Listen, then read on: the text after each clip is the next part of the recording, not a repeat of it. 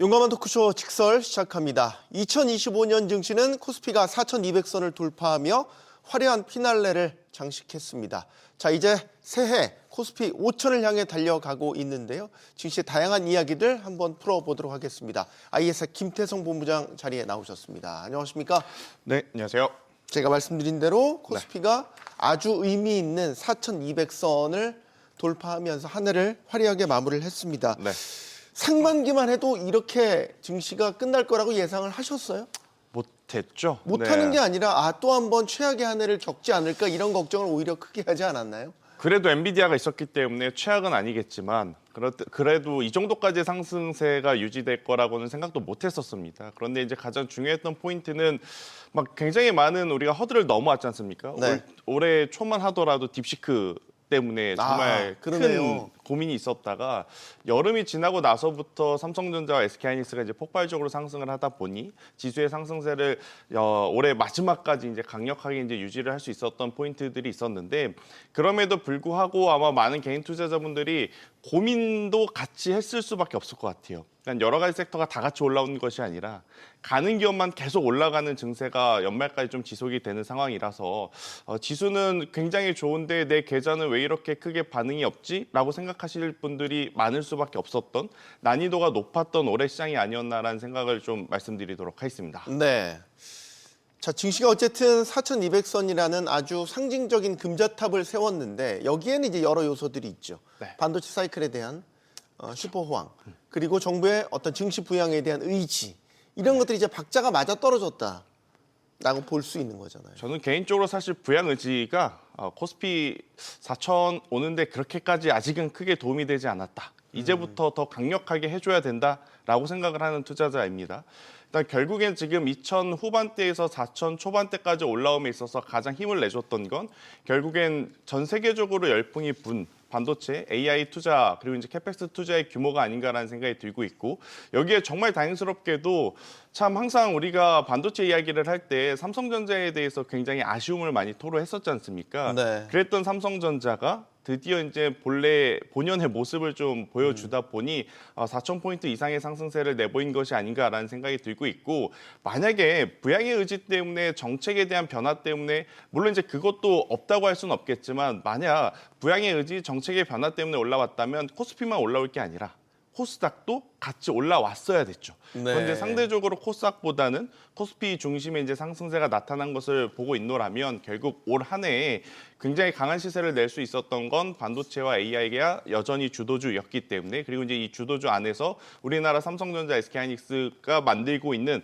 디램이라고 하는 제품에 대한 수요가 굉장히 높았기 때문에 달성한 포인트가 아니겠는가라는 의견 드리겠습니다. 반도체 사이클 얘기가 나왔으니까 이렇게 호황을 맞을 거라고 예상을 했었어요. 증권사들도 사실 이렇게까지 예를 들어 디램 그렇죠. 가격이 폭등을 할 줄 몰랐잖아요. 그러니까 AI 수요라는 건 우리가 이미 다 알고 있었던 건데 HBM 중심이었는데 이제 HBM도 어느덧 좀 빛을 잃었고 오히려 우리 전통적인 디램이 이렇게 수요가 많아서 쇼티지가 날 줄은 생각을 못했죠. 네, 예상을 못했어요. 아마 많은 투자자분들도 같은 마음일 겁니다. 결국엔 우리가 마지막까지도 HBM 이야기를 하고 있지 않을까 생각을 했었는데 오히려 앞서 방금 말씀 주신 것처럼 10월 후반부터는 HBM에 대한 이야기보다 지금 레거시, DDR4, DDR5에 대한 이야기들을 더 많이 하게 되는 상황이죠. 네. 제 주변에서는 우스갯소리로 이런 이야기를 하더라고요. 지금 삼성전자, SK하이닉스를 투자할 게 아니라 용산 전자상가를 다 뒤져서라도 DDR4와 DDR5 현물을 사고 있는 게 더 유리하지 않겠는가.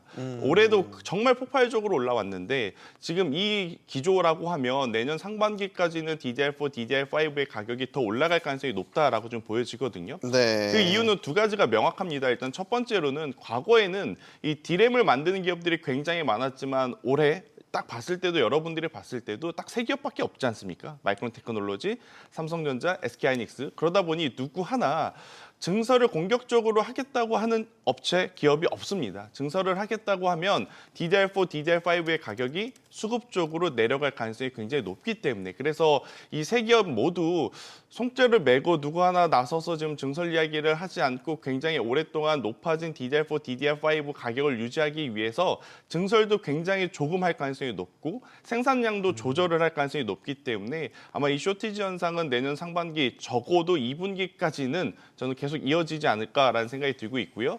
특히 이제 하이퍼스케일러 기업들이 디램을 사갈 때 기존에는 약 2달에서 3달치를 사갔습니다. 그런데 10월, 11월, 12월 달 들어오면서 그들이 사가는 매매 형태를 보면 1년치를 사갔죠. 그럼 그들도 가장 무서운 게 디램의 가격이 지금보다 더 올라갈까 봐라는 것을 이제 가장 두려워하고 있다는 것을 우리가 확인하는 현재이기 때문에 저는 디램에 대한 관심도는 우리가 여전히 가지고 있으셔야 된다라는 의견을 한번 드려보도록 하겠습니다. 알겠습니다. 자, 이제 새해 이야기를 해보죠. 네, 새해는 더 잘 돼야죠.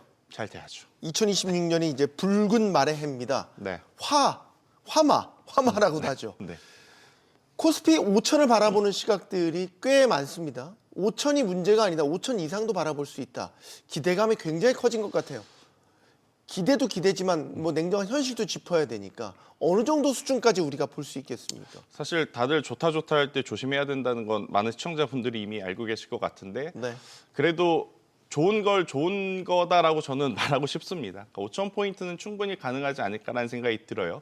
일단 코스피 기준으로 봤을 때 지금 현재 몇몇 기업이 더 힘을 내주면 5,000포인트가 달성할 가능성이 높냐면 딱 두 기업이죠. 삼성전자와 SK하이닉스. 그러면 삼성전자가 지금 12만 원대인데 15만 원대까지 갈 만한 모멘텀, SK하이닉스가 여기서 70만 원을 넘어서 80만 원까지 갈 수 있는 모멘텀이 확실하냐라고 본다면 지금 현재 해당 산업에서 3위인 기업 마이크론 테크놀로지의 영업이익을 두고 우리가 추론을 해봤었을 때 네. 우리나라 삼성전자와 SK하이닉스는 그들보다 훨씬 더 높은 매출을 냈을 가능성이 높고요. 여기에 플러스 알파 우리나라는 지금 요 며칠 동안은 원달러 환율이 조금 하향 안정화되고 있지만 최근 4분기에 굉장히 높은 환율을 토대로 수출화가 됐을 가능성이 높기 때문에 네. 환율 수혜까지도 받아볼 가능성이 높은 다가오는 1분기 실적이 있어서 저는 충분히 5,000포인트까지는 달성 가능하지 않겠는가라는 의견 한번 드려보도록 하겠고요. 사실 지금 코스피 안에서 삼성전자와 SK하이닉스가 간다면 잠시 후에 우리가 한 번 더 이야기를 하겠지만 같이 또 부차적으로 움직여야 되는 섹터들이 있습니다. 대표적으로 전력 인프라 관련주들. 네. 전력 인프라 관련주들이 우리나라만 움직이는 것이 아니라 미국 본토에서도 지금 유럽에서도 그리고 중국에서도 계속해서 같이 올라가고 있는 섹터이기 때문에 이들이 동반 상승을 하게 된다면 코스피 5천은 충분히 가능하지 않나라는 의견. 하지만 개인 투자자분들이 코스피 4,200에서 5,000포인트 가는 그 상승 랠리를 온전히 계좌에 즐기시려면 계속 가는 기업의 힘을 좀 보태주는 전략을 취해야지만 가능하지 않을까라는 의견을 한번 들어보도록 하겠습니다. 네.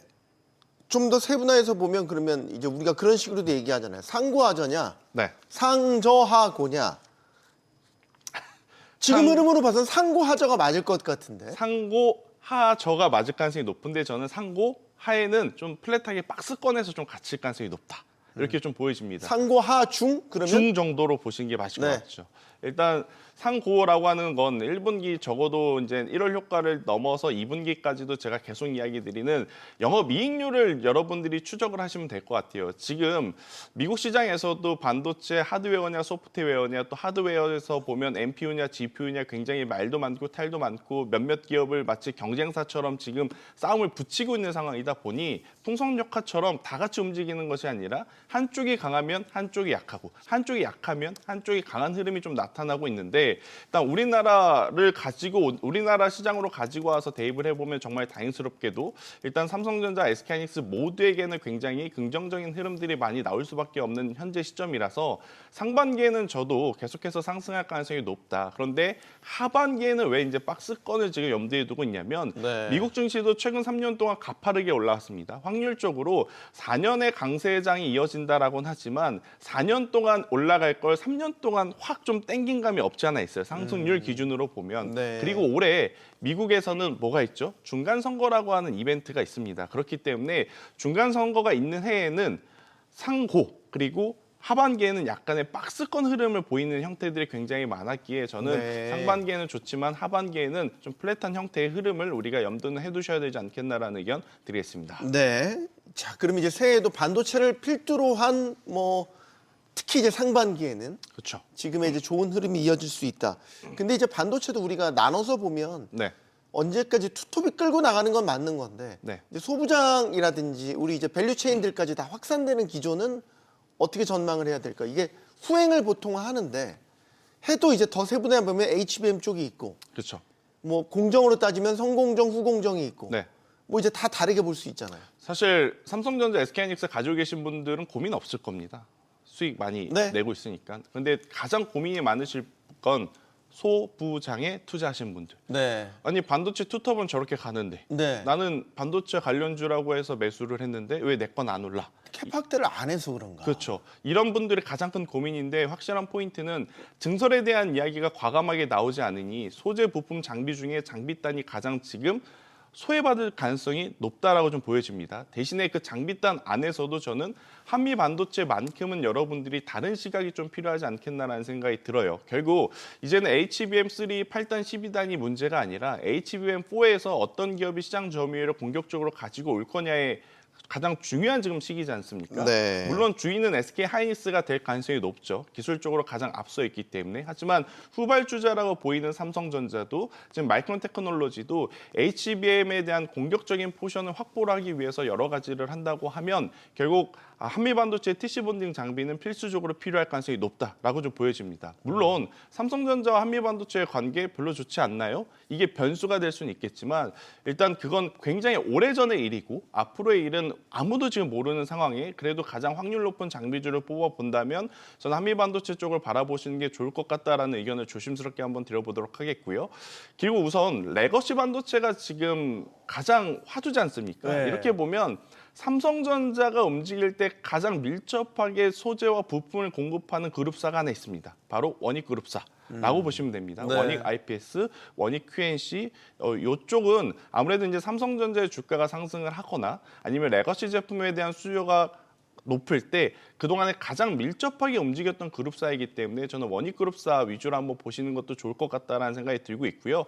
그리고 이제 아직까지는 시장에서는 여러분들이 D램과 HBM만 보고 계시는데 저는 네. 조금 더 앞서서 저전력 반도체 그러니까 대표적으로 제주반도체라고 하는 기업이 있거든요.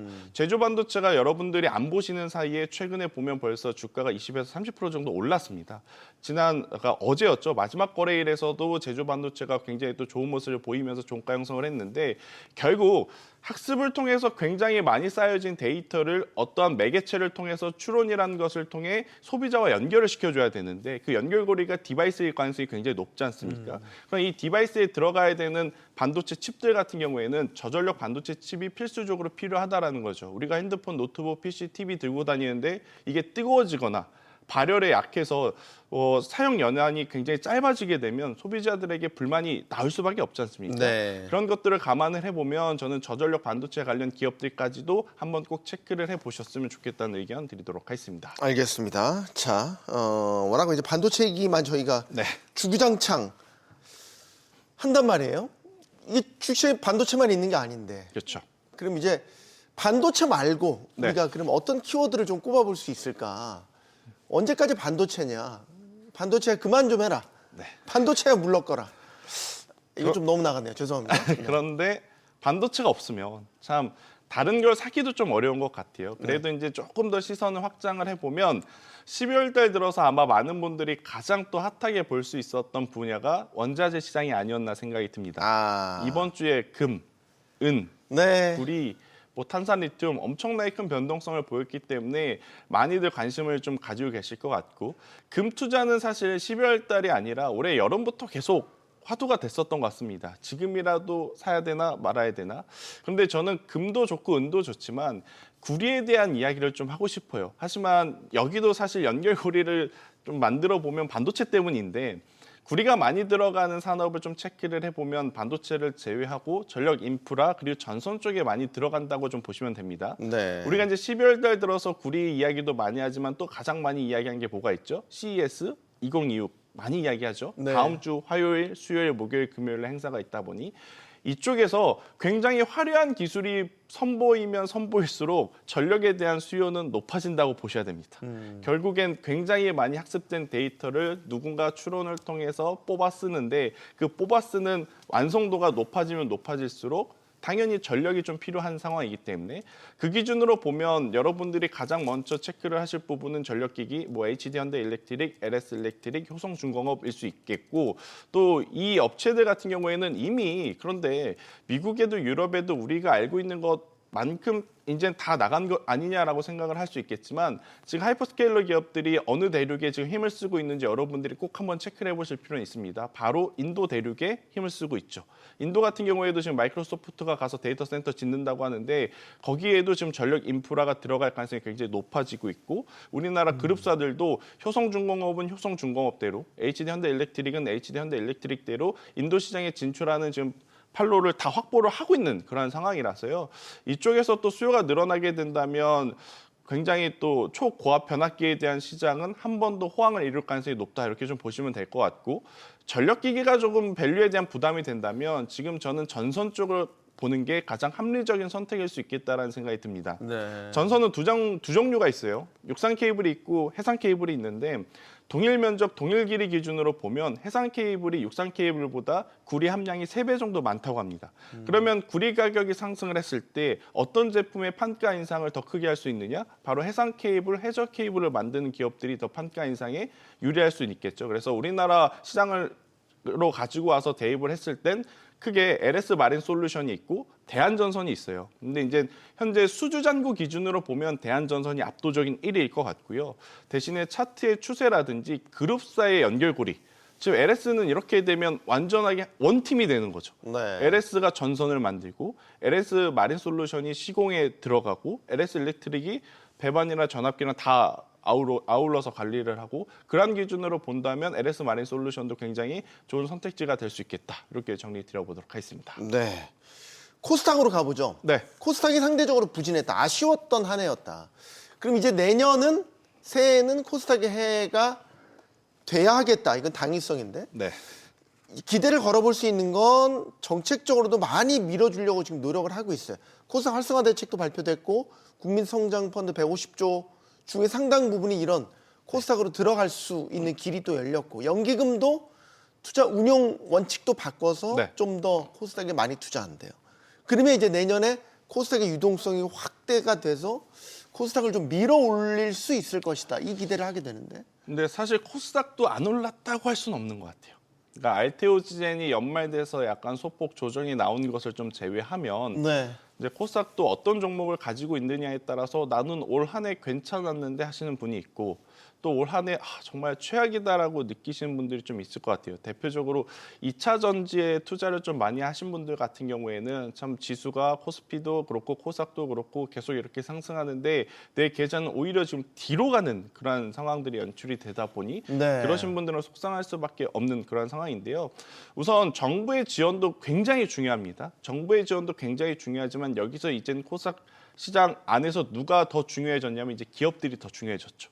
그러니까 정부가 이렇게 지원을 해준다고 했었을 때 그 기준이라는 게 있지 않습니까? 네. 그 기준에 기업들이 맞춰주는 노력을 해줘야 이게 이제 박자가 맞아서 주가도 올라가고 그 주가가 올라간다는 것은 수급이 들어온다는 것을 의미하고 그 수급을 보면서 우리가 추적 관찰하고 올해 이제 장기 투자를 할 수 있는 종목군들이 선별이 되는 그러한 순서로 봐야 되기 때문에 일단 정부가 무조건 지원한다 그래서 정부가 뭐 이제 코스닥 활성화 정책을 한다 그래서 긍정적으로 무조건 보시기보단 여기에 부합하려고 하는 기업이 어디인지를 먼저 옥석을 좀 가려주는 게 좀 필요하지 않겠는가라는 의견 한번 조심스럽게 드려보도록 하겠고요.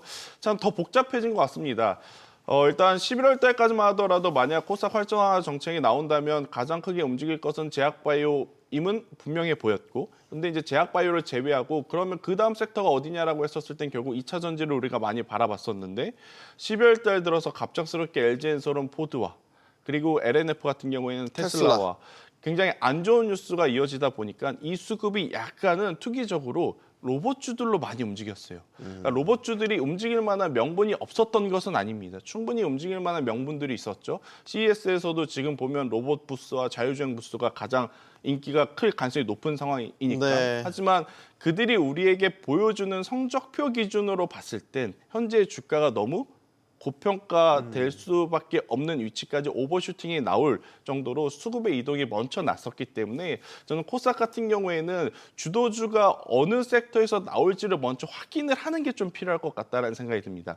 만약에 알테오젠이 코스피 이전 상장을 하지 않았다면 바이오, 제약 바이오를 제가 강력하게 좀 말씀을 드렸을 것 같은데 알테오젠도 이전 상장하고 그렇다고 해서 코스피 시가총액 2위, 3위인 2차 전지를 지금 공격적으로 바라보기에는 불확실성들이 너무 크고 그렇다고 로봇을 또 적극적으로 보자니 최근에 너무 가파르게 올라온 부분들이 좀 있어서 코스닥 내에서 누가 주도주가 될지는 조금 더 확인을 하고 저는 투자 전략을 세워보시는 게 낫지 않겠나라는 의견 드리겠습니다. 그러니까 코스피도 너무 쏠림이 이제 반도체적으로 심했는데 네. 코스닥도 여전히 그거는 벗어나지 못하잖아요. 그렇죠. 그러니까 알테오젠을 비롯해서 이제 2차 전지 뭐 이 정도 꼽을 수 있는 건데 이게 이제 예를 들어서 휘청거리면 코스닥 전체가 이제 살아나질 못하니까 그렇죠.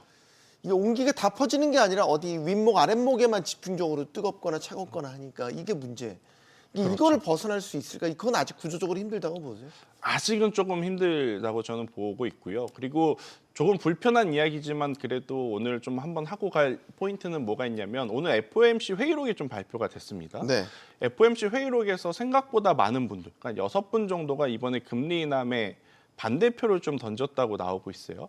그러니까 물론 이제 이번에 셧다운 때문에 자료를 확실하게 확인을 할 수 없다 보니 이번에는 좀 반대 의사가 많았다고 생각을 하지만 만약 파월 연준 의장 후임으로 오신다고 했던 분들이 지금 계속 거론이 되고 있는데 그분들이 오셔도 2번 이상, 그러니까 3번 이상의 금리 인하를 하지 않았을 경우 사실 우리나라 코스피 코스닥도 문제이지만 전체적으로 전 세계 증시가 잠시 수급의 답보 상태를 좀 보여줄 가능성이 높다라는 생각이 들어요. 그래서 네. 이 부분들은 저는 여러분들이 계속 경계감을 가지고 비중 조절에 좀 힘쓰는 게 좋을 것 같고 이런 불확실성에 대한 고민이 있으신 분들은 이것저것 저는 사두는 것보다는 지금 현재 대장주에 계속 집중을 하는 게 가장 맞지 않겠는가라는 의견 드려보도록 하겠습니다. 알겠습니다. 자, 코스피 코스닥 다 전망해 봤는데 우리 시장이 어쨌든 문제 없이 지금의 좋은 흐름을 이어가기 위해서는 네. 그 외에 매크로 환경들이 이제 뒷받침을 해줘야 되는데 그렇죠. 환율이 이제 지금 복병으로 부상을 했단 말이죠. 네. 누구는 또 그러더군요. 환율과 증시의 상관관계는 이제는 높지 않다. 아니라고 보는 시각도 있고. 근데 이제 환율이 부담스러운 수준까지 올라갔던 건 맞아요. 네. 인위적으로 내리긴 했지만 언제든지 또 다시 고개를 들 수 있기 때문에 내년 환율 증시의 변수가 되지 않겠어요? 변수가 될 요소가 많아 보이죠. 네. 일단은 밴드 범위를 좀 설정을 해보면 저는 개인적으로 1,430원에서 1,470원대 안에서 지금 흘러가는 게 가장 안정적이지 않을까라는 생각이 들고 있고 만약에 1,470원대를 돌파를 하게 되면 지금 뭐 직접 개입했다는 이야기는 안 하지만 이 정도면 직접 개입 수준인데 네. 그럼에도 만약 1,470원대 위로 다시 한번 원달러 환율이 올라간다? 그러면 시장에는 순식간에 프로그램적인 매매 그 물량들이 많이 풀릴 가능성이 높거든요. 그래서 이제 그 부분은 경계를 하셔야 될 것 같고요. 그리고 이제 달러 인덱스 기준으로 보게 되면 96에서 98포인트 내에서만 흘러가게 되면 크게 걱정은 없지만 만약 이걸 또 벗어나는 벗어나는 흐름들이 나오게 되면 그때에도 저는 경계감을 좀 가지고 가셔야 된다라는 의견 한번 드려보도록 하겠습니다. 자, 마지막 미국장 간단하게 짚어보죠. 네. 우리는 패장했지만 아직 이제 뉴욕 증시는 하루 더 남았죠. 네. 마지막 거래를 앞두고 있는데 전반적으로 지수는 계속 좀 조정을 받네요. 네. 좀 이슈는 없어요. 한산 한가운데 조정을 받아요. 이걸 산타랠리라고 이제 얘기할 수는 없을 것 같아요. 기대감 확실히 좀 꺾인 것 같아요. 산타 분이 오셔서 네. 다 선물을 준 건 아니고요. 네. 일부 몇 분들한테만 선물을 준 것 같습니다. 그 일부 몇 분들이라 함은 결국엔 테크주들에 투자하신 분들에게만 일정 부분 선물을 주셨고 그렇지 않은 분들은 사실 이제 선물을 받았다고 하기에는 좀 어려운 흐름들이 나타나고 있는데 저는 이 정도의 조정 크게 걱정할 필요는 없다라고 생각을 합니다. 그러니까 물론 특정 종목의 비중이 굉장히 많이 실어 놓으셨는데 그 종목이 안 간다라고 하면 정말 속상하시긴 하겠지만 지금 3대 지수도 그렇고 테크주들도 그렇고 소비재주들도 그렇고 밸런스 있게 지금 돌아가면서 저는 상승을 하고 있다고 보여져요. 그래서 간밤 증시 그리고 내일 마감하는 미 증시에 너무 크게 의미 부여할 필요는 없지 않겠는가? 가장 중요한 것은 저는 이번 주보다는 이제 다음 주에 CES라고 하는 가전 박람회 이 이벤트 일정에 세론으로 나올 건지 아니면 여기서 이제 새로운 것들을 좀 보면서 다시 시장에 강력한 수급이 유입이 될지 이 일정이 더 중요하지 않겠는가라는 의견을 한번 드려보도록 하겠습니다. 네. 시장 따라잡기 여기서 마무리하겠습니다. 김태석 ISN 본부장과 함께했습니다. 고맙습니다.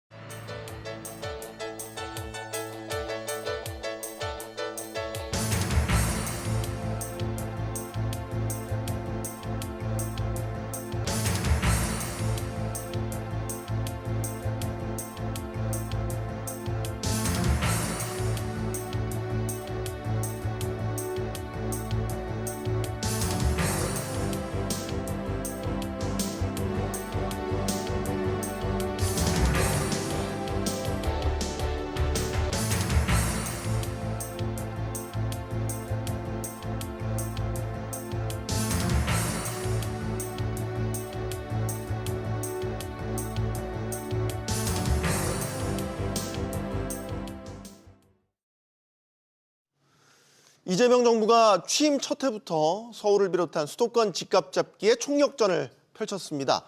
취임하자마자부터 세 번의 굵직한 대책을 잇따라 내놓으면서 집값 안정에 대한 의지를 드러냈죠. 하지만 결과는 거래 절벽 속에 수도권과 지방의 격차는 더 벌어지는 초양극화 현상이 나타났습니다. 여기에 전월세 가격도 들썩이면서 임대차 시장도 불안한 흐름을 보이고 있는데요. 부동산 정책은 무주택자와 유주택자의 이해관계가 다른 만큼 섬세한 접근이 필요해 보이기도 합니다. 이재명 정부의 가장 시급한 과제가 된 집값 안정, 새해에는 성과를 낼 수 있을지 지금부터 이야기 나눠보겠습니다. 오늘 함께해 주실 분들 소개해드리겠습니다. 건국대 부동산학과 이현석 교수 나오셨고요. 경기대 도시교통공학과 김진유 교수, 또 명지대 경제학과 오지훈 교수 나오셨습니다. 안녕하십니까? 안녕하세요. 네, 용감한 코처 직설은 SBS BG 뉴스 앱과 유튜브에서 실시간으로 시청하실 수 있습니다. 자, 이재명 정부가 6월에 출범을 해서 이제 한 반년 정도가 흘렀습니다. 그 사이에 세 번의 굵직한 부동산 대책을 내놨습니다. 출범 첫 해기 때문에 뭐 평가를 내리는 게 좀 이르다고 보실 수도 있는데 가벼운 마음으로 해주시죠. 네, 너무 부담 가지 마시고요. 첫 해 이재명 정부의 부동산 정책에 대한 점수를 좀 부과해 주신다면 몇 점을 주시겠습니까? 교수님께 먼저 여쭤야겠습니다. 예, 알겠습니다. 뭐 말씀하신 대로 이제 뭐 한 얼마 안 됐죠. 얼마 안 됐고, 근데 그 얼마 안 된 기간에 대책들은 상당히 강력한 대책들이 나오고, 네. 주로 그것도 수요 규제 쪽에 있어서 사실 점수를 평가하기가 사실은 아직은 이른 감은 있죠. 하지만 지금 나타난 현상으로만 보면 네. 사실은 뭐 가격이 급등하고 있고 그리고 규제로 인해서 거래는 절벽 상태고 그러니까 뭐 높은 점수를 주기는 뭐 힘든 상황이다 이렇게 얘기가 생각이 되고요. 다만 이제 앞으로 나올 공급 대책이나 향후에 큰 그림들이 어떻게 나오느냐가 되게 중요해 보여서 제가 보기에는 뭐 낙제점은 아니더라도 뭐 네. 아주 후한 점수를 주기도 힘든 이런 상황이다. 예, 그래서 뭐 한 6, 70점 정도 저는 이렇게 생각을 하고 있습니다. 그래서 6, 70점이요? 그래서 이 향후 대책들이 중요해 보인다 이렇게 생각을 합니다. 6, 70점 정도 학점을 하면 C 학점. 현재는 그렇죠. 그래서 그런 이제 정도. A를 향해서 가는 게 중요해 보인다 이렇게 생각합니다. 아직 평가가 다 끝난 게 아닙니다. 김진희 교수님. 네, 뭐 저는 한 75점. 그 초기에 이제 후보 시절에 말씀하셨던 내용들, 뭐 수요나 세금이나 이런 걸 가지고 수요를 억제해서 집값을 잡지 않겠다. 그래서 한 90점 정도 드렸었고요. 첫 번째 정책, 두 번째 정책, 세 번째 나오면서 한 5점씩 깎아서 한 75점 정도 드려야 될 것 같습니다. 네. 뭐 앞에서 말씀하셨지만 지금 상황이 이러한 이제 극단적인 정책으로 인해서 거래가 상당히 실종되어 있는 상태에서 이 일반적인 분들이 할 수 있는 뭐 대출을 이용을 해서 집을 산다든가 또 전세를 이용을 해서 집을 산다든가 이런 걸 다 막았음에도 불구하고 네. 예, 가격이 상승하고 있고 오히려 이제 현금 부자들에게만 굉장히 유리한 이런 상황이 됐기 때문에 저는 75점 드리겠습니다. 네. 오진 교수님 굉장히 표정에서 부담스러운 입이 마르시는지 부담하지 마시고. 근데 이제 경제학자 입장에서 보시는 시각은 또 좀 다를 것 같아서 질문을 네네. 드리겠습니다.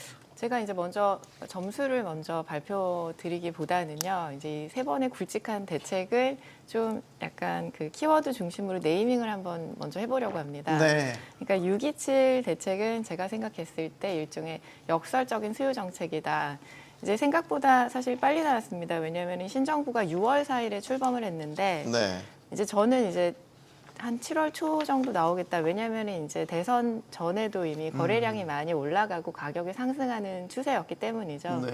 그런데 이제 생각보다 일찍 나왔고 생각보다 강했습니다. 그래서 이제 수도권 관련해 가지고 6억 대출 규제가 있는데 사실은 이게 이제 좀 여기에 제약을 받는 선을 본다면은 약 30억, 25억에서 30억 이상인 주택들을 사실상 타겟했지만 좀 더 광범위하게 이제 수요 규제를 했던.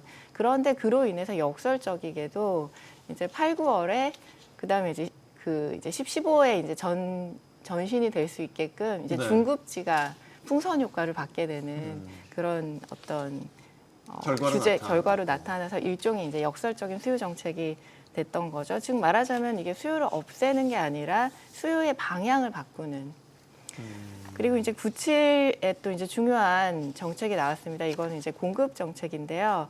신정부의 첫 번째 공급 대책인데 제가 만약에 여기 네이밍을 해라라고 한다면 일종의 기대감의 정책이다. 네. 왜냐하면은 공급 대책이라는 거는 사실 1, 2년 사이에 효과가 나지는 않습니다. 다만 그리고 이제 실제 작동은 약 5년 이상 최소 이제 봐야 되는 건데 중요한 거는 이런 게 심리에 영향을 미칠 수 있기 때문에 말하자면은 통화 정책에서 기대 인플레이션을 앵커링 하려고 하는 것처럼 이제 주택 정책, 특히 공급 정책은 현재 집값 기대 인플레이션을 좀 앵커링 하려는, 잡으려는, 그러니까 마치 닻을 내리려는 그런 의도가 있었지만 네.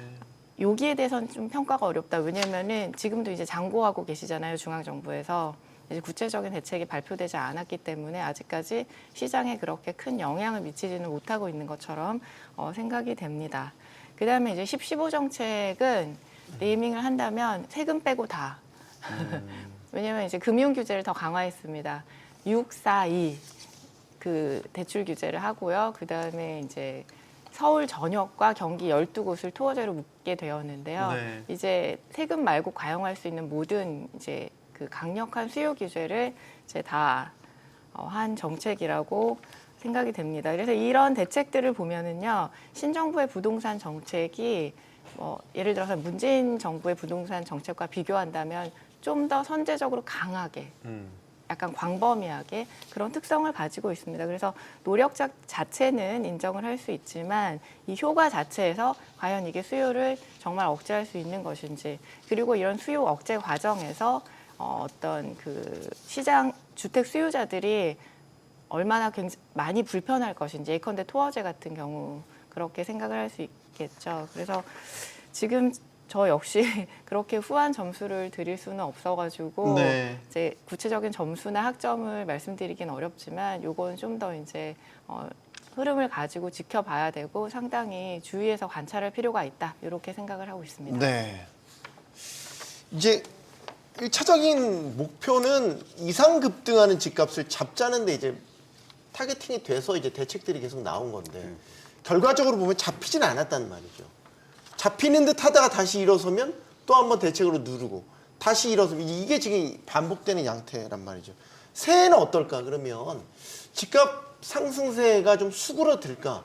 아니면 정책 효과가 나타나서 이제는 좀 잡히는 모습이 보일까? 여기에 대한 생각들을 좀 들어보고 싶습니다.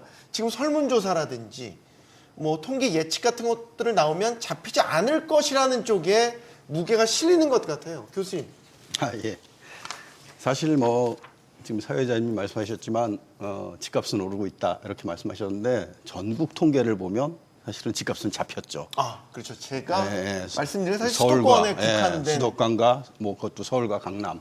사실은 뭐 강남 쪽은 뭐 거의 20% 정도 상승이 됐고 네. 뭐 서울 보면 거의 한 10% 정도. 근데 이제 전국을 본다면 거의 상승세가 뭐 아주 미미한 뭐 이런 정도라서 이게 지금 얘기해 보면 그 타겟마다 다르다라는 게 있는데 그러면 그 서울 혹은 뭐 강남 이런 쪽에 주요 권역의 집값 상승세가 내년에도 계속될 건가? 이런 질문이 오히려 더 지금 보면 더 핵심이다 이렇게 생각을 하고요. 주요 권역의 집값 예, 상승세가 예, 예, 잡힐까?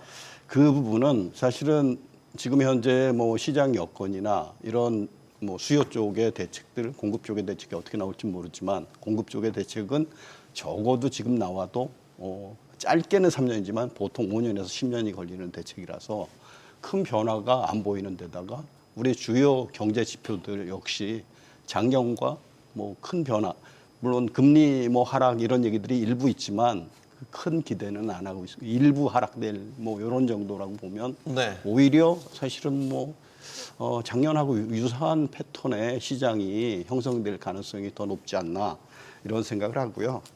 그래서 어떻게 보면 금년이 조금 급등했던 부분들이 있어서 사실은 금년보다는 뭐 약간 서울, 강남이나 주요 권역들이 약간 뭐 하향되긴 하겠지만 역시 그 추세를 거스르지는 상향 추세를 거스르지는 못할 거다 이런 생각을 가지고 있고요. 그러면 꾸준한 오름세가 나타날 거다라고. 예, 예, 특히 예. 이제 뭐 강남을 비롯한 상급지, 한강벨트 지역 이런 지역들을 예. 그렇게 생각을 하고 말씀이시죠. 있습니다. 그럼 이제 정책 효과라는 게 이제 무뎌졌다라고 이제 봐야 되는 건데. 뭐 쉽게 말해 대출로 누르고 규제적으로 묶어서 전매도 제한하고 온갖 쓸 수 있는 정책 역량을 동원했는데 사실 백약이 무효다. 네. 이런 식으로밖에 지금 해석이 되지 않는다. 네, 그렇게 봐야 되겠죠. 뭐 가장 핵심적인 게 이제 공급에 대한 문제인데 지난 3년간 또 올해까지 포함을 해서 대략 이제 서울 수도권에서 50에서 한 60% 정도 감소를 했습니다. 네. 착공 물량 자체가. 그러면 그것을 이제 해결할 수 있는 게 뭐가 있을까? 그래서 이제 공급 확대 대책을 내놨지만 결과적으로 공급을 통해서 해결할 수 있는 그런 부분은 뭐 한계가 있는 거죠. 내년을 본다면. 그래서 그 수요를 억제해서 뭔가 수요를 빼줘야 되겠다 이런 생각을 하고 지금 정책을 강하게 썼는데 그럼에도 불구하고 상승세를 유지하고 있기 때문에 내년은 더 올해보다 더 심할 것이다. 올해보다 더 심할 것이다. 네, 저는 그렇게 보고 작년 말에도 모 일간지에서 이런 전망을 20명한테 했습니다. 전문가 20명한테. 네. 그런데 그때 5% 이상을 예상한 사람은 딱 한 명밖에 없었습니다. 그리고 대부분 다 5% 이하일 것이다. 그래서 지금 이미 8% 이상 올랐죠. 서울 같은 경우에. 그래서 저는 뭐 서울 수도권만 본다 그러면 적어도 5% 내외의 집값 상승이 예상이 된다. 뭐 그 중에서도 한강벨트라든가 강남 지역이라든가 이런 지역을 본다면 적어도 올해 이상 8% 이상의 상승이 전망된다라고 생각합니다. 그 이유는 입주 물량이라든가 이런 것들이 상당히 올해보다 더 적고요. 그다음에 이러한 여파들이 앞으로도 2, 3년 이상 지속될 것이기 때문에 그것에 대한 기대 심리, 내려가기는 어렵다. 이런 기대 심리가 작용할 것이기 때문에 올해보다 더 어려운, 굉장히 오늘 날씨처럼 굉장히 추운, 서민들에겐 추운 한 해가 네. 될 것이다. 그렇게 봅니다. 만약에 2025년도보다 2026년도 집값 상승률이 아까 예를 들면 수도권을 중심으로 더 높게 나타날 것이다. 이 얘기를 만약에 당국자들이 들으면 화들짝 하겠는데요. 이거는 왜냐하면 이제 올해 서울 아파트 매매 누적 상승률을 보면 이건 이제 한국부동산원 통계인데 8.48% 이게 문재인 정부 때를 넘어섰어요. 네. 근데 그거보다 이제 2026년이 더 만약에 가파르게 나타난다면 이건 완전한 시장 불안이 커질 거라고 보는데 그거에 대한 기본적인 이제 근거는 공급 부족. 그렇죠. 그 문재인 정부 시절보다 30-40% 이상 착공이 감소했습니다. 뭐 그러니까 지금 당장 내년이 문제가 아니라 그 후년까지도 공급이 상당히 부족한 상태라는 걸 이미 다 알고 있기 때문에 네. 시장에서 그러면 그 앞으로 예상되는 공급 부족까지도 내년에 다 이제 반영이 될 가능성이 높죠. 그러고 전세 시장이나 월세 시장도 지금 상당히 어렵기 때문에 이분들이 전월세에서 탈출하려고 하는 분들 입장에서 봐서도 2, 3년간 탈출이 불가능하기 때문에 하루라도 빨리 이제 집장만을 해야 되겠다. 이런 생각이 강할 것이다. 알겠습니다. 봅니다. 그러면은 이게 이제 경제학적으로 보면은 수요와 공급이 일치되는 선에서 우리가 가격이 형성되는 게 아주 경제 원론적인 이야기인데 이제 이게 균형이 깨진 데서 오는 집값 상승은 어떠한 정책으로도 사실 근본적으로 막기는 어렵다. 아까 기대 인플레이션도 얘기해 주셨는데 앵커링이 안 되는 거예요. 예, 이제 제가 이제 내년에 대해서 전망하는 포인트는 이제 크게 세 가지가 있는데요. 하나는 입주 물량. 근데 이제 제가 말씀드린 입주 물량은 서울뿐만 아니라 경기도의 입주 물량도 같이 봐야 된다.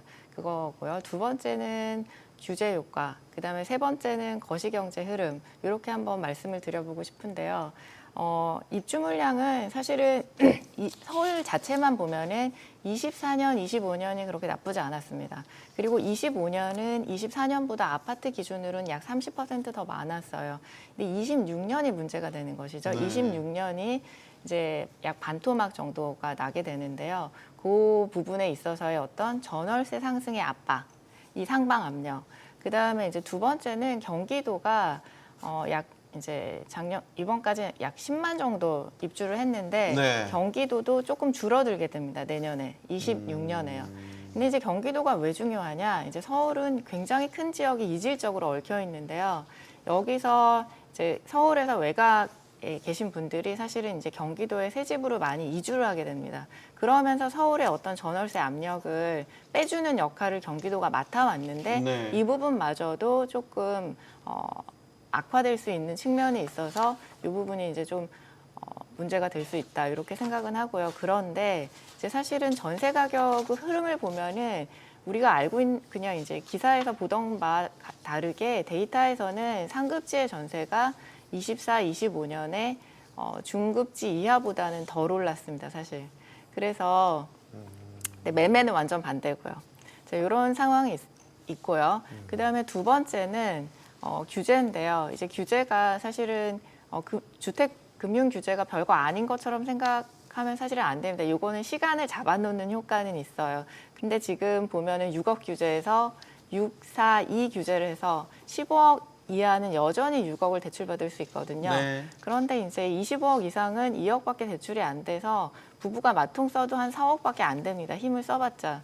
그렇기 때문에 사실은 상급지에서의 어떤 거래량이 폭발적으로 마치 25년 3월처럼 폭발적으로 늘어나면서 10억, 15억씩 대출받아서 가고자 했던 수요들이 많이 지금 현재 이제 차단되어 있는 상태입니다. 그래서 저는 오히려 요번 26년에는 이제 그 15억 이하에서의 장세가 조금 활발해지면서 걔네가 받쳐주기 때문에 상급지가 떨어지지 않는 그런 모습들, 중상급지가 대신에 이제 좀 약간 일종의 이제 순환매, 갱매우기 뭐 이런 형태의 거래들이 나타나면서 좀 분산이 조금 바뀌는 형태. 그러나 방향이 그렇다고 해서 아래가 올라가고 위가 떨어진다. 이렇게 보기는 되게 어렵고요. 방향은 이제 상방 방향은 좀 계속 지속될 것 같다라는 생각을 하고요. 이제 마지막으로는 거시여건도 상당히 중요해 보이는데요. 사실 금리가 최근에 시장 금리가 조금 올랐습니다. 왜냐면 이제 그 금리 인하 기대감이 좀 약화되는 등등의 여건들이 있고 그래서 그런데 이제 한국의 금리만 문제가 되는 게 아니라 과연 미국이 얼마까지 금리를 인하할 것이며 그래서 이제 그 주식이나 아니면 전 세계적인 어떤 유동성에 어떤 영향을 줄 것인가 이런 부분들도 사실은 특히 서울의 주택 시장에 대해서는 상당한 영향을 미칠 수 있다 이렇게 보고 있습니다. 지금 그럼 이어서 질문들이 좀 대출 규제를 전방위적으로 다 하잖아요. 아까 이제 그렇죠. 가격대별로 나눠서 고가 주택의 경우는 이제 2억 원까지밖에 못 받게 하는 사실 대출 규제에 있어서는 쥐어짤 수 있는 대로 다 쥐어짰는데도 상급지 집값이 잡히지 않는다라는 건 그 밑에 중급지의 그렇죠. 이 이동 영향, 순환매 영향이 이제 상급지까지 영향을 미치다. 그럼 대출 규제라는 게 사실 아예 그냥 문을 닫아 걸지 않으면 사실 지금 집값 잡는데 효과가 제한적이라고밖에 볼 수 없는 거네요.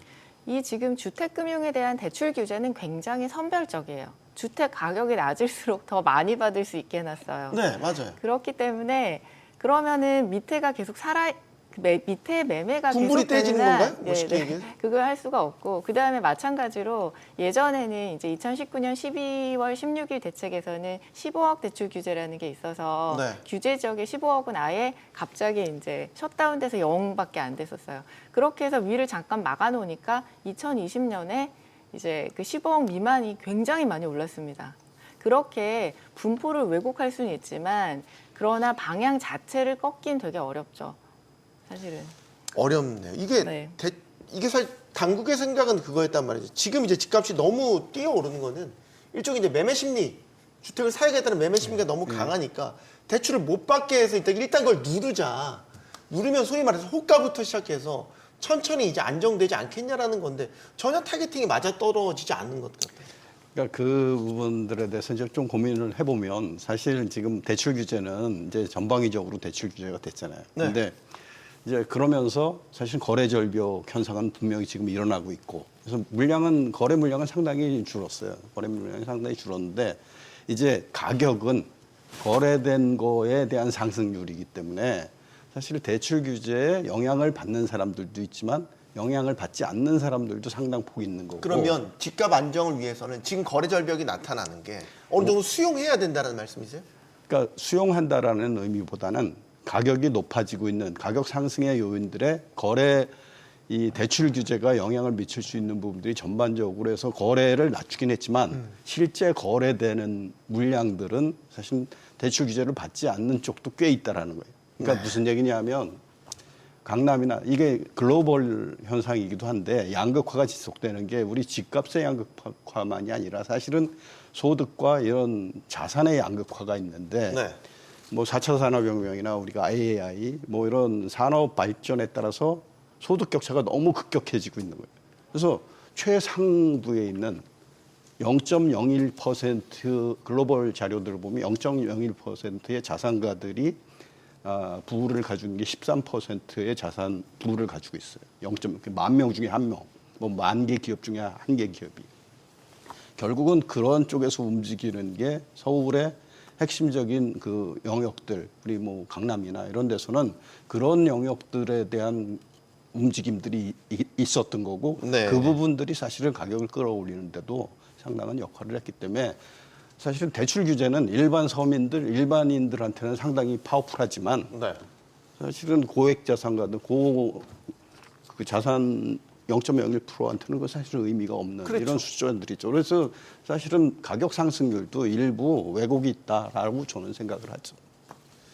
그러니까 최상급지, 뭐 최상급, 강남부터 해서 용산 그런데 최상급지는 사실 그들만의 리그라는 게 또 맞습니다. 있는 거잖아요. 외국인과 아주 고소득 자산가들의 그러니까 시장이 있다라는 거. 비판하는 쪽에서 지금의 정부의 강력한 대출 규제가 소위 말해서 실거주, 실수요들의 대출 필요까지 다 눌러버리니까 이게 여기에서 역효과가 많이 나타난다라는 걸 얘기하고 있는 거죠. 네. 그러니까 사실 실수요라는 거에 대해서 좀 깊이 있게 논의를 해봐야 되고 생각해봐야 되는데 우리가 뭐 대출을 받아서 주택을 구입한다든가 전세를 이용을 해서 주택을 구입하는 사람들이 실수요가 아니냐라고 본다면 여태까지 우리나라에서 그런 방식으로 주택을 매입한 자기 집을 장만한 사람들이 대부분이지 대출을 전혀 받지 않고 전세를 끼지 않고 주택을 매입한 사람들이 대다수냐? 절대 그렇지 않죠. 네. 그러니까 그분들이 대부분 실수요고요. 또 본인들이 전셋집에 살고 있기 때문에 전세를 끼고 집을 산 다음에 두 개 집의 어떤 스케줄을 맞춰서 입주를 하는 것이 정상이거든요. 근데 그게 뭐 6개월이 안 되면 실수요고 1년이 넘어가면 실수요가 아니다. 이런 식의 분류는 사실 맞지 않는 거죠. 그러니까 실수요에 대한 인식이 정확하지 않기 때문에 그걸 기반으로 해서 만든 정책들도 정확할 수가 없다. 그리고 그렇기 때문에 이미 이제 어느 정도 재산이 형성되어 있는 분들한테는 오히려 더 기회죠. 이 지금 상승장에서 주택을 매입을 해서 이 높은 주택가격 상승률을 이용한 자산 확대 이게 가능한 상황이 됐고 네. 원래 어느 정도 소득이 있어서 그래도 대출을 받거나 전세를 이용을 해서 주택을 매입한 이후에 자산을 좀 늘릴 수 있던 사람들이 길이 다 막혀버리는 이런 이제 상황이 된 거죠 지금. 그래서 양극화가 더 많아질 것이고 앞에서 말씀 주셨지만은 저는 서울의 주택시장, 특히 서울의 강남권이라든가 한강벨트는 전국에서 이제 수요가 몰리는 지역이거든요. 네. 그러니까 여기에서 일부 대출을 규제한다고 하더라도 전국적으로 지방 광역시나 이런 데에서 상당히 소득이 높거나 거기서 자산을 형성한 분들이 들어올 수 있는 시장이기 때문에 그런 방식으로는 이 가격을 잡을 수 없다라고 생각을 합니다. 일단은 대출로 묶어놓고 삼중 규제로 이제 거래 제한을 많이 걸어놓으니까 거래 자체는 이제 확 줄었고, 물량도 많이 안 나와요. 이러니까 이제 지금 이 여파가 임대차 시장으로 간단 말이죠. 전월세 가격 꽤 많이 올랐어요, 교수님. 전월세 가격이 많이 오른다는 거는 사실 이제 주거 불안과도 이게 다 연결이 돼 있는 건데 심상치 않게 오르고 있거든요. 괜찮겠습니까? 그 부분이 매매 가격의 상승보다 더 심각할 수도 있죠. 사실은 일반 서민들이나 일반 국민이 사는 데서는 전월세 기존 서민층의 주거 기반이기 때문에 네. 사실 최근 5년간을 돌아보면 기본적으로 모를 요인들이 쌓여 있었죠. 기본적으로 보면 건설 원가 자체가 최근 5년간 거의 한 40%, 30에서 40%뭐 많게 나오는 자료는 거의 50%까지 올랐다. 그러니까 기본적으로 건설 원가가 올라 있던 부분들이 하나 있고요. 네.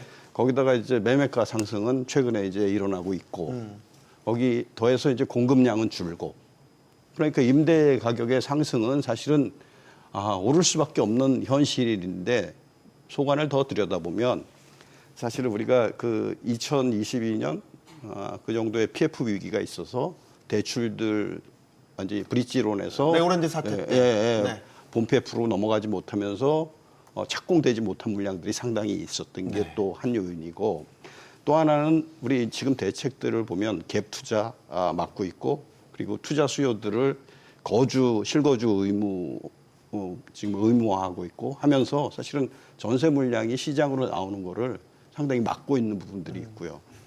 그리고 또 어떻게 보면 뭐 임대차 보호법 강화된 거 있고 그리고 등록 임대주택이라고 해서 우리가 8년 임대사업자들한테 혜택을 주던 게 있었는데 그게 거의 끝나가는 시점이에요. 지금 보면. 네. 그래서 임대시장은 되게 정말 지금 여러 누적적 중첩적으로 되게 안 좋아지고 있는 네. 물량이 나올 수 없는 상황으로 가고 있는. 그래서 이렇게 보면 전세나 월세 가격은 사실은 당분간 상당히 불안할 수밖에 없는 시장 환경을 가지고 있어서 이 규제 강화들이 오히려 사실은 어떻게 보면 일반 서민들한테 더 타격을 주는 이런 방향으로 지금 흐를 가능성이 상당히 농후한 이런 여건이다 이렇게 말씀드릴 수 있습니다.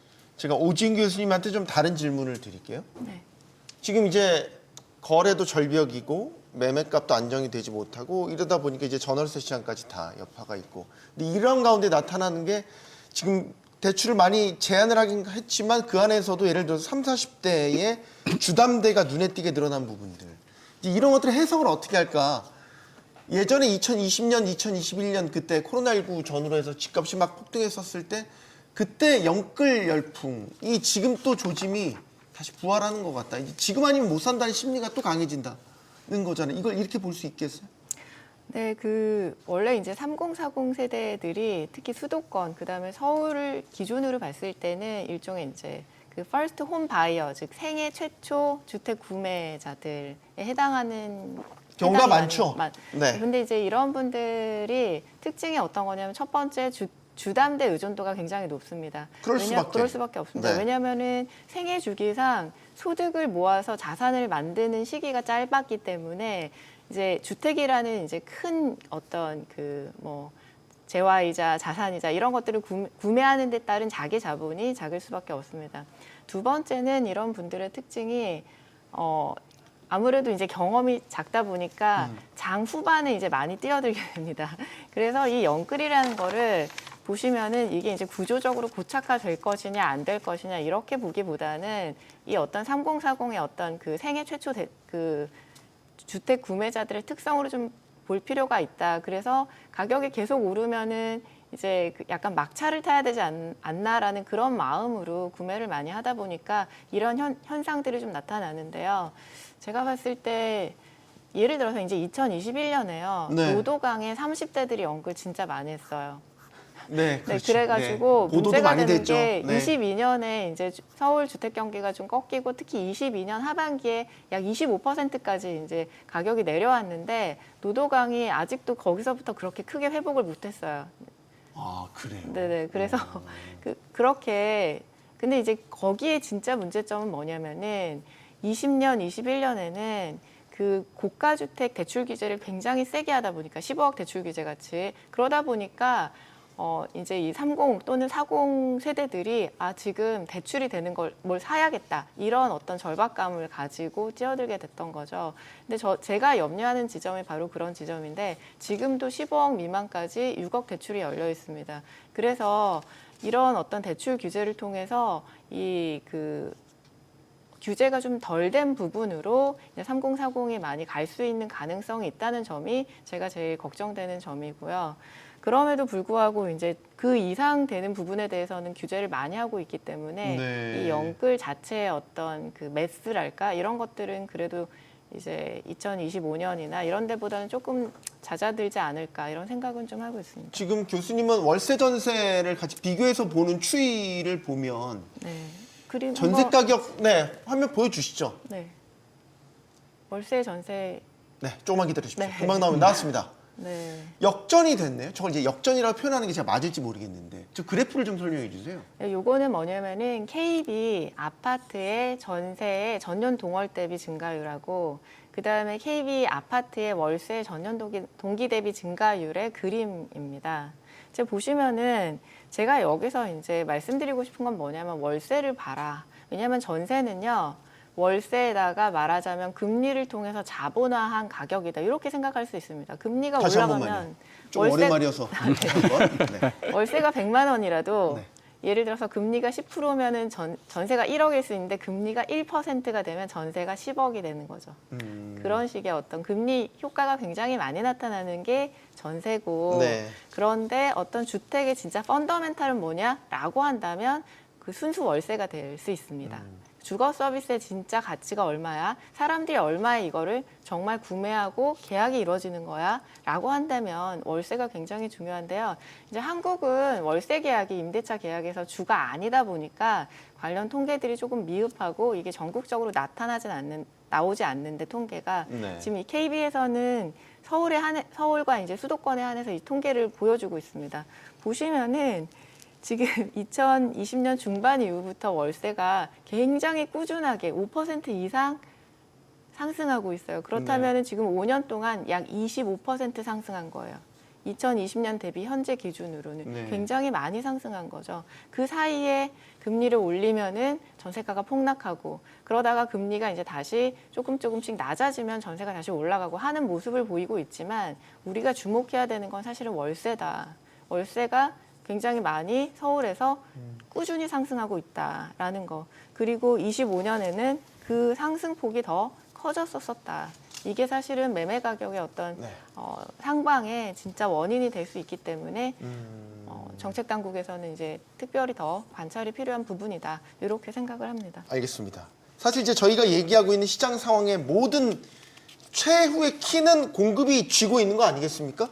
공급 대책이 나와야 되는데 나온다 했는데 결국 또 새해로 2026년으로 연기가 됐습니다. 일단 왜 이렇게 늦어지죠? 원래 좀 더 빨리 내려고 했던 거 아닌가요, 김 교수님? 네. 근데 뭐 대통령께서도 말씀하셨지만 대책이 없다. 이런 이제 한 단어가 많은 걸 이야기해 주고 있지 않나. 함축적으로 담고 그런 있다? 생각이 듭니다. 네. 일단 뭐 다들 아시는 바와 같이 공급에 상당한 시간이 걸리는데 서울시 같은 경우에 서울의 어떤 정비 사업을 통해서 공급을 하려고 하면 정비 구역이 지정된 다음에 재개발은 한 13년 평균, 그다음에 재건축은 한 9년 정도 걸리거든요. 네.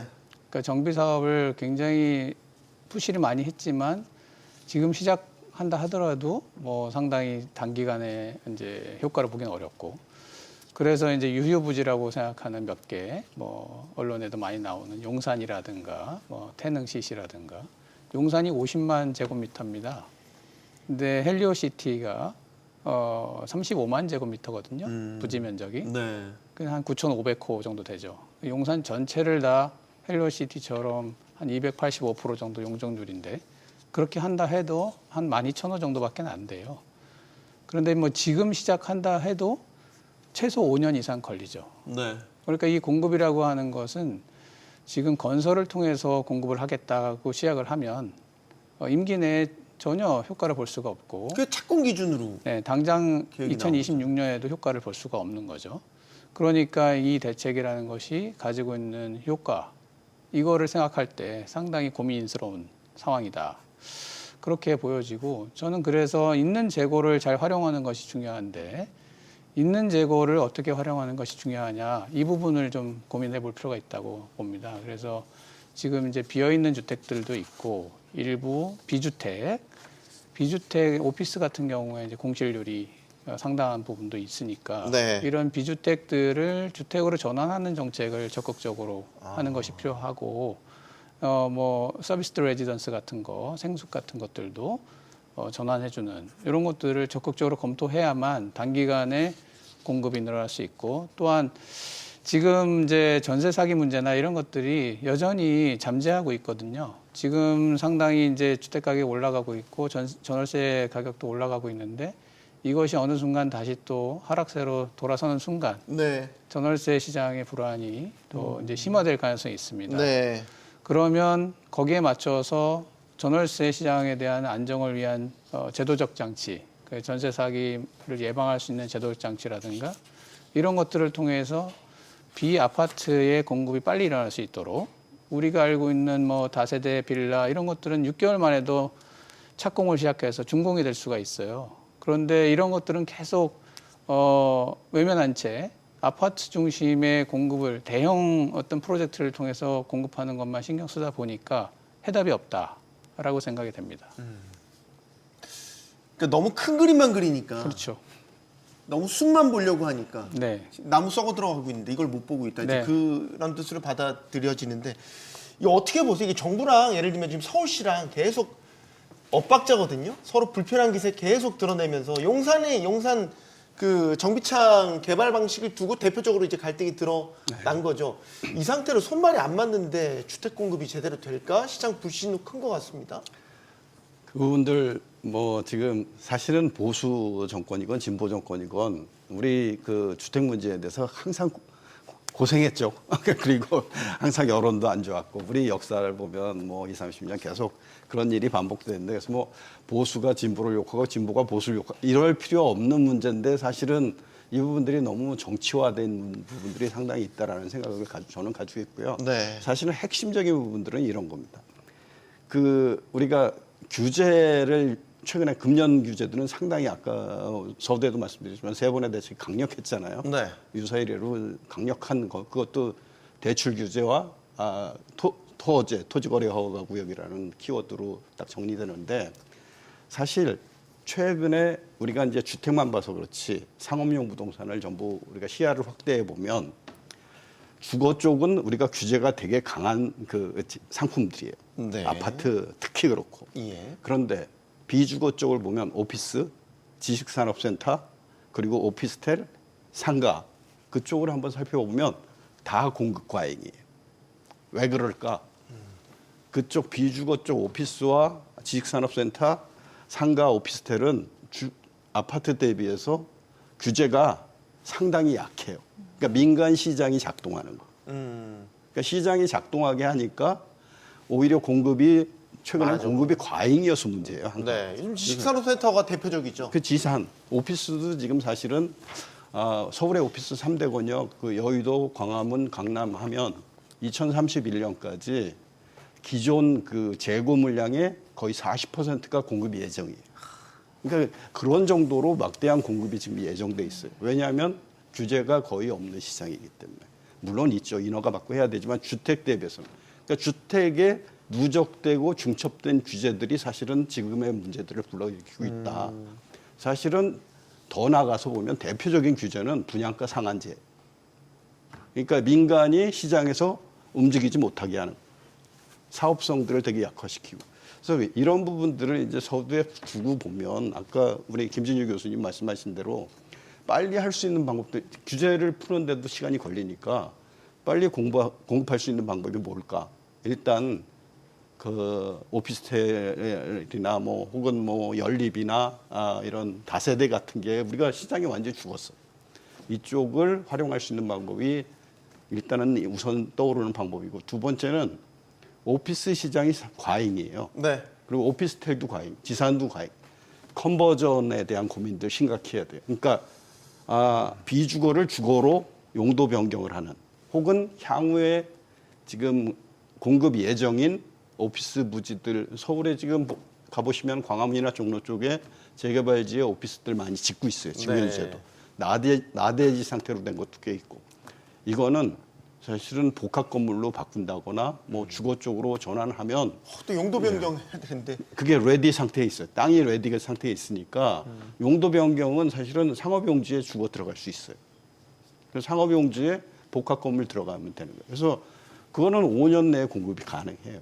사실은 서울시와 국토부가 마음만 먹는다면 그러니까 그런 부분들에 대해서 좀 고민을 맞다 해야 되는 거고 그 연장선상에서 이제 용산에 대한 얘기가 나오는 거죠. 용산 국제업무단지 시작한 지 20년 됐어요. 한번 거꾸라졌다가 네. 다시 시작했죠. 용산 국제업무단지에 대해서 여러 왈가왈부하는 얘기들이 있지만 이제 조금 전에 말씀드린 것과 같이 오피스가 서울 중심부의 오피스의 공급이 대량 공급이 예정돼 있어요. 네. 향후 5, 6년. 그러니까 용산의 일부 부지들은 가능하면 주거로 전환할 수 있는 거는 네. 전환하는 게 필요해 보이는데 거기서 이제 한 가지만 딱 말씀드리면 사실 지금 보면 오피스는 공급 과다이기 때문에 컨버전에 대한 생각들을 해야 되는 게 용산에 들어가야 되고 또 하나는 대기 수요가 오피스 쪽이 많으냐 주거가 많으냐 고민해야 되는 거예요.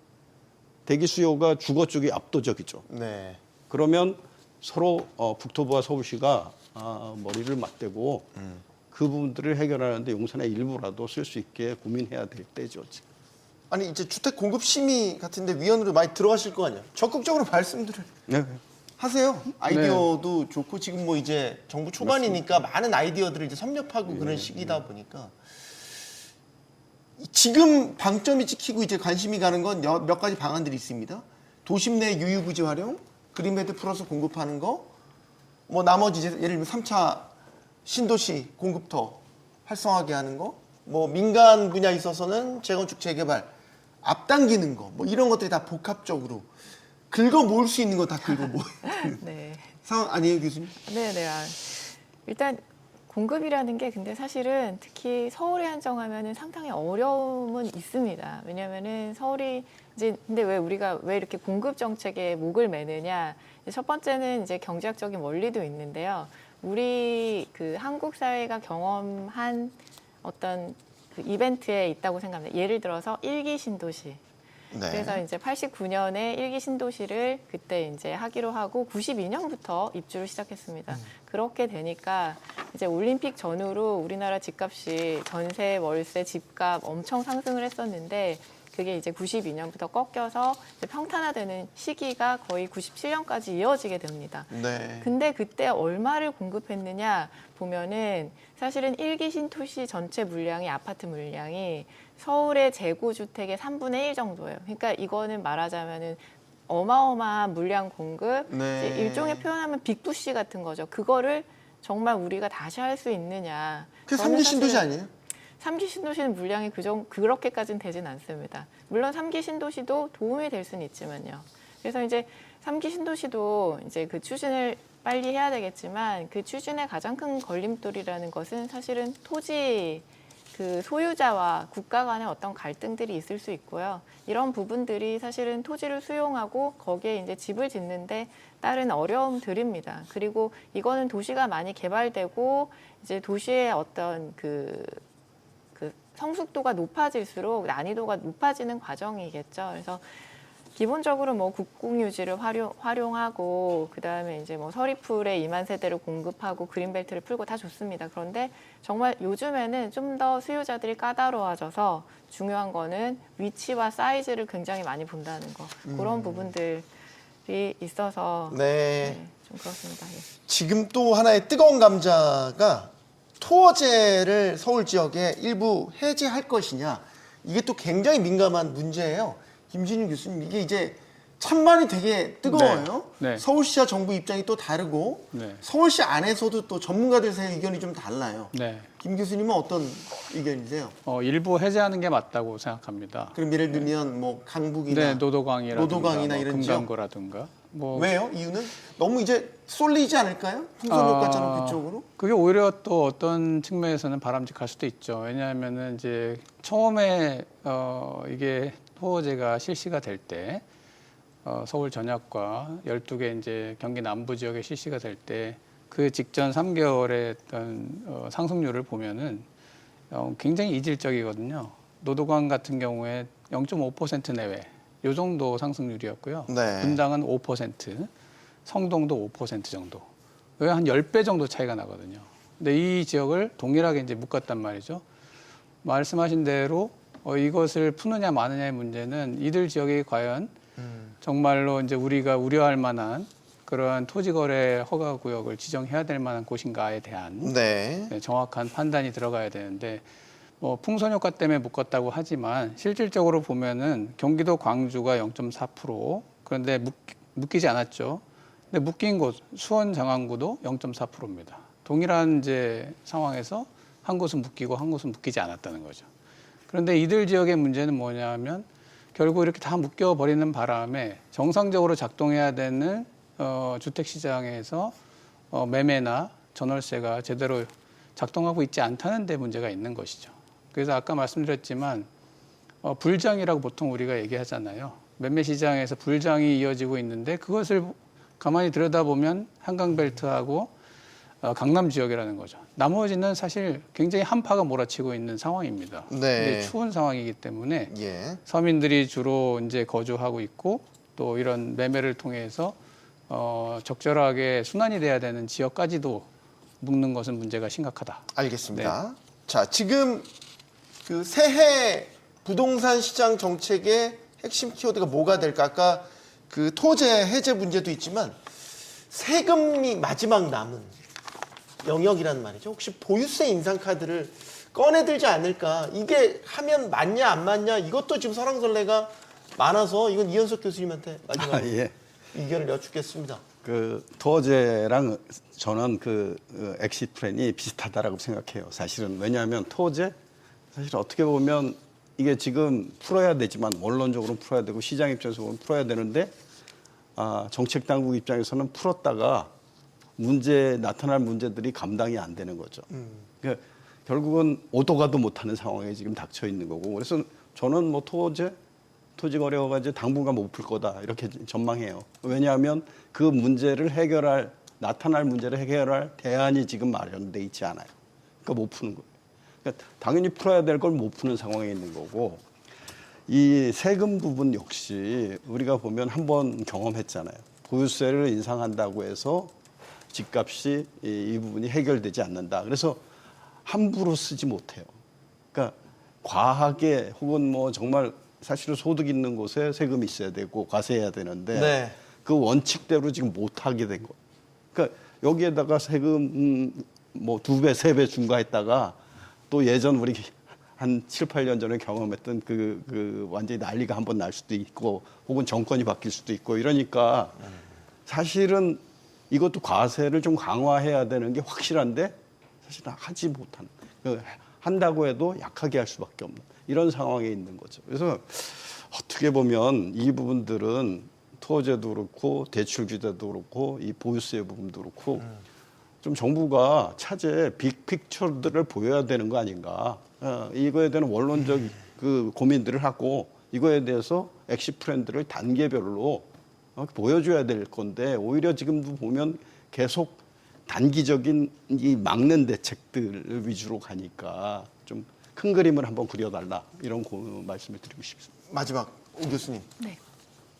일단은 엑시트에 대한 고민을 지금 이 교수님 해야 되는데 하지 못하고 있다. 네네. 이 굴레에 대한 엑시트. 오 교수님은 어떠세요? 저도 제가 이제 정책을 펴는 입장은 아니니까 이제 정부가 어떤 결정을 할 것인가 저는 토어제를 아마 풀지 못할 거다라고 생각을 하고 있고요. 풀어야 한다는 당위성을 강조해 주셨고 현실적으로 두 분 다 어려울 것 같다. 네네, 어려울 것 같고요. 그다음에 왜냐하면은 주택시장 규제가 사실은 가격의 함수인데요. 이제 그림 지금 시간이 네. 될지 모르겠네요. 잠시만요. 네. 저게 뭐냐면은 서울의 아파트 그 구별 매매 가격 지수인데요. 김준일 교수님이 말씀하셨듯이 2021년 하반기에 정점을 찍고 굉장히 차별적인 장세가 나타나고 있습니다. 그래서 어떤 때는 거의 오르지 못하고 어떤 때는 이제 되게 많이 이제 고점을 훨씬 뛰넘는 수준으로 올랐었죠.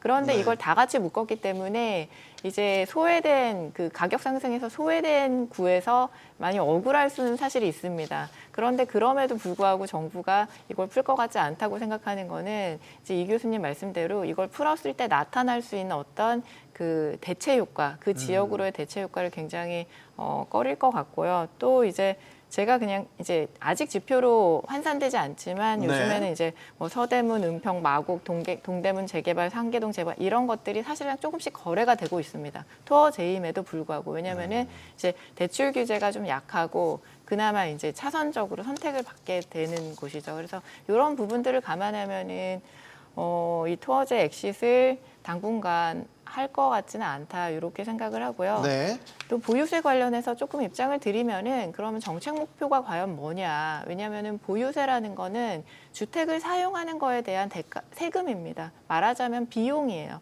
그러면 이게 당장은 아니라도 장기적으로는 전월세의 전가가 전가가 되는데 될 수 있다. 그럼 정책 목표가 무엇인지 단기적으로 매매 가격을 위축시키는 거냐 아니면은 그로 인해서 그러면 어떤 비용 측면에서 전월세 상승을 조금 더 가져와도 되는 것인지 저는 네. 이런 질문을 좀 드려보고 싶습니다. 알겠습니다. 이런 이야기가 있더라고요. 누구에게는 부동산 불패, 누구에게는 부동산 필패. 이렇게 승패로 갈라서 본다는 건 우리 부동산 시장이 어떻게 보면 사람들에게 신뢰와 안정감을 주지 못하고 있다는 뜻이기도 합니다. 주식시장에 코리아 디스카운트라는 말이 있습니다. 새해에는 부동산이 우리 경제의 코리아 디스카운트가 되지 않기를 바라보겠습니다. 용감한 토크쇼 직설 마치겠습니다. 여기는 모든 경제가 모이는 SBS 비주고요. 시청해주신 여러분 고맙습니다.